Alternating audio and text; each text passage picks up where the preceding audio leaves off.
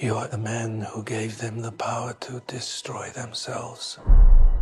And the world is not prepared. 8,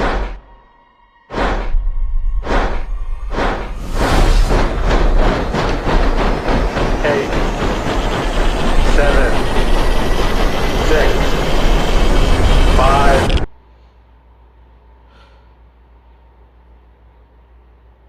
What was I gonna do again? Oh, that. Hey moviegoers, this is the Movie Critic, and welcome back to another movie review. Today, the movie I'm going to be reviewing is the newest Christopher Nolan film that is also a biopic titled... If you enjoyed this review, make sure to smack that like button, subscribe, and hit the notification bell on the side to get information on videos in the near future. Now that I got that out of the way, let's get into the review for Christopher Nolan's Oppenheimer. And action!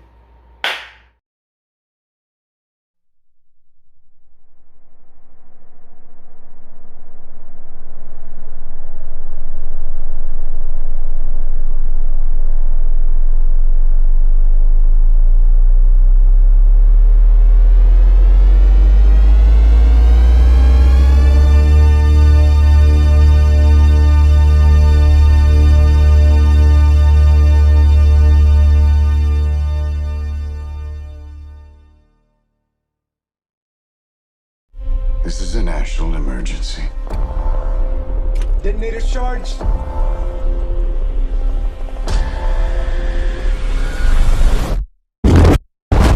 During World War II, Lieutenant Jen Leslie Groves Jr. appoints physicist J. Robert Oppenheimer to work on the top-secret Manhattan Project. Oppenheimer and a team of scientists spend years developing and designing the atomic bomb. Their work comes to fruition on July 16, 1945, as they witness the world's first nuclear explosion, forever changing the course of history. Starting off with the things that I liked, the first thing that I liked about this film was its direction. Oppenheimer was directed by Christopher Nolan, one of my favorite directors of all time, with an amazing catalog of films. Nolan's inspiration for this biopic comes from Martin J. Sherwin and Kai Bird's 2005 Pulitzer Prize-winning novel titled American Prometheus: The Triumph and Tragedy of J. Robert Oppenheimer. While Oppenheimer is famously known for being the father of the atomic bomb, the film doesn't focus on that one achievement, and the film would have been a lot shorter if it did. I've seen people complain about the bomb not being a core aspect of the film, but it definitely is. It just isn't the only thing that is being focused on, and I commend Nolan for making a film about the man more so than just the bomb. The second thing that I liked about this film was its use of time. The film's runtime clocks in at 3 hours approximately, and with it being a biopic, there's a lot of fear of the movie being unnecessarily long and bloated, and while I understand these complaints, the film does a great job at making sure it keeps the audience's interest, and it's honestly something incredible to see. I saw the film with my little sister, and I was surprised to see that she was awake the entire time because she was interested in what was going on with the film. But there are factors that go into making sure that a film keeps the audience's attention, which makes me go into the third thing that I liked about this film, which was its writing. The screenplay for this film is extremely clever, well thought out, and made all of the heavy dialogue scenes so gripping and intense. The last hour of the film especially is my favorite section of the film, as it has these dialogue sections that build up into being one of the biggest oh my god moments of the entire year. Every conversation in this film felt like it was integral to the plot instead of dead weight, and the reason as to why that is so is because of the people that were cast in this film and their performances. Which leads me into my fourth thing that I liked about this film, and that is the acting. This cast for this film is stacked. Just completely stacked. It's insane how many people were cast into this film and how most of these people felt like the side characters of all time, but still gave great performances with whatever character they were given. Now getting into the standout performances. Florence Pugh as Jean Tadlock. And that's all I'm gonna say. Robert Downey Jr. as Louis Strauss. He furthermore proves that Tony Stark in fact did not define his career, and he is still able to perform amazing dramatic characters on screen. And honestly, I cannot wait to see what he does next because he did such a great job and the hype is it's justified. Emily Blunt as Catherine Kitty Oppenheimer was a great choice, and in my sister's terms, she ate and left no crumbs. In the first parts of the film, she wasn't focused on as much, but as soon as she is first mentioned, her presence is felt immensely throughout the film, and it's just amazing. Lastly, Cillian Murphy kills it as the Destroyer of Worlds himself, Robert J. Oppenheimer. All the times that he's been a side character in Christopher Nolan's films have built up to this moment, and he takes it by the reins and gives a soulful, intellectual, and melancholy Oscar-worthy performance. Everybody in this film did a stellar job. The fifth thing that I liked about this film was, well, it had to come in sooner or later, the cinematography. Oppenheimer's cinematographer is a veteran collaborator with Christopher Nolan and is also in charge of the cinematography for my second best film of 2022, titled Nope, Hoyt van Hoytema. What is there not to say about this man that hasn't been said already? The man is great with the camera, and that is not an exception here. While I was able to watch the film in IMAX as Christopher Nolan intends, there is a slight intention for this film that it was needed to be seen on the 7mm IMAX screen, but they're only in certain areas of the country, and while there was one next to me, I was not able to go to it. So unfortunately, I did not get that experience for this film, but I still did get an IMAX experience, and everything was just, it was still felt, the whole presence of this film was just like the immersion. I felt it, and it was amazing on the standard screen, on the standard IMAX screen. So yeah, it was still great. Speaking of immersion, the last thing that I liked about this film was the score. Holy moly, the score is immaculate. Ludwig Göransson has always been successful with creating great movie soundtracks as we look at his discography with Black Panther, Creed, The Mandalorian, Tenet, and now Oppenheimer.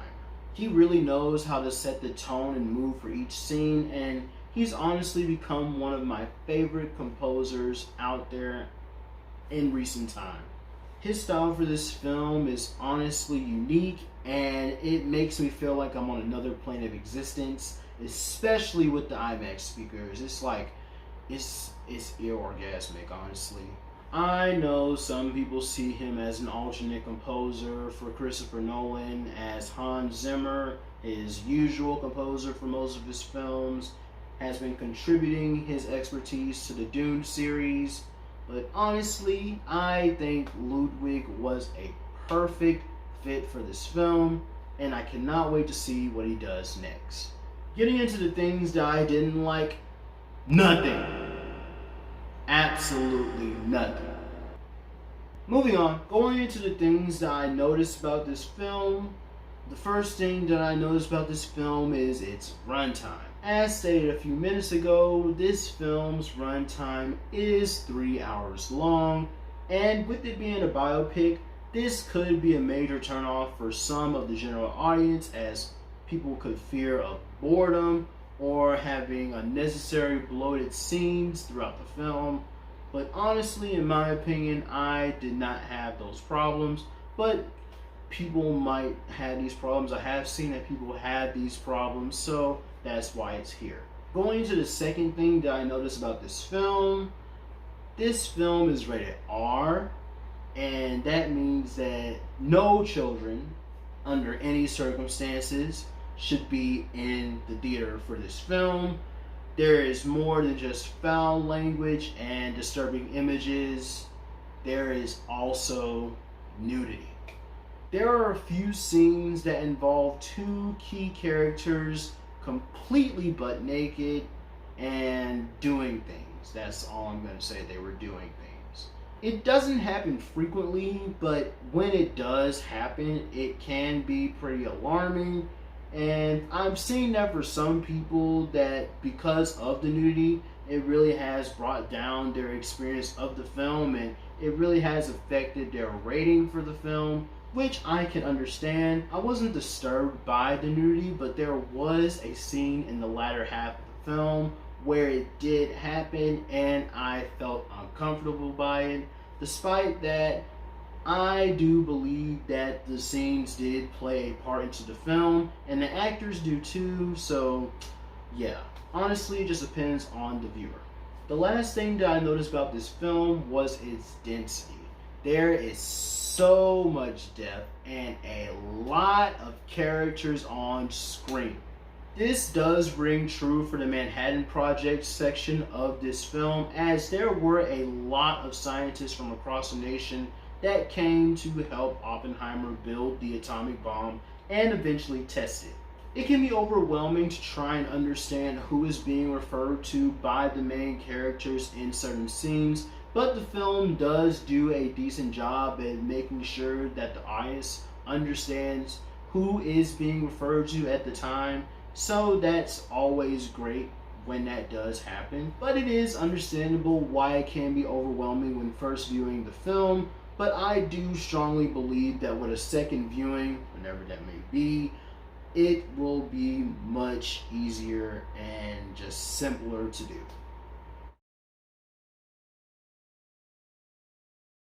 Oppenheimer is the newest film directed by Christopher Nolan, and it might be his best work since Interstellar. With an incredibly insightful direction, a wonderful usage of his 3-hour runtime, cleverly written screenplay, insanely stacked cast of actors led by Cillian Murphy, immersive cinematography from Hoyt van Hoytema, and an ethereal score composed by the legend himself, Ludwig Göransson, the film is truly more than your average Hollywood biopic. For some audience members, the runtime can be seen as a chore, with scenes of nudity unnecessarily placed into it, on top of making it difficult to remember the names of supporting and even main characters. But to me, I was able to look past all of that and recognize the film for what it was.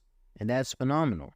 When Christopher Nolan first announced this project in 2021, it became one of my most anticipated projects for the decade. And now that it's actually out in theaters at a time where the future of the industry is in question, with both the Writers Guild and Actors Guild going on strike, it gives me hope. But when not focusing on that, the film on its own is arguably Christopher Nolan at his peak, and possibly one of the greatest biopics of all time. On the Metal Size ranking, I give Oppenheimer a platinum status.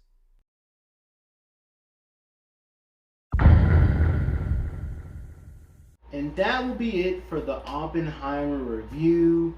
This was one of my most anticipated films of the year, one of my most anticipated films for the decade, really. And I'm really glad that I got to make the review. I know it's been a month since I've made reviews, and I know that I sent that poll out asking if people wanted to see Transformers Rise of the Beast as a review, which you guys surprisingly did. I honestly thought you guys would say no. Do you still want that review? Honestly, if you do, I can still make it. It'll be late, but if you guys want that, yeah. But I did really enjoy making this review. I know that there was another movie that came out on the same day as Oppenheimer that has gotten a lot of buzz and a lot of attention, and that review will come. I don't know when, probably in a few days, Hopefully by the time I put out this review, I'll watch the film. But wait patiently for that, please. Hopefully that'll come. I do apologize for the month of nothing, and I can't promise that I will get back on track, but I will try to do the best that I can with making content. And there should be some announcements coming soon for this channel. Don't know when, but be on the lookout. I think that's going to be it for this review. I hope you guys have a great day or night wherever you are, moviegoers. This is the Movie Critic, and that's a wrap.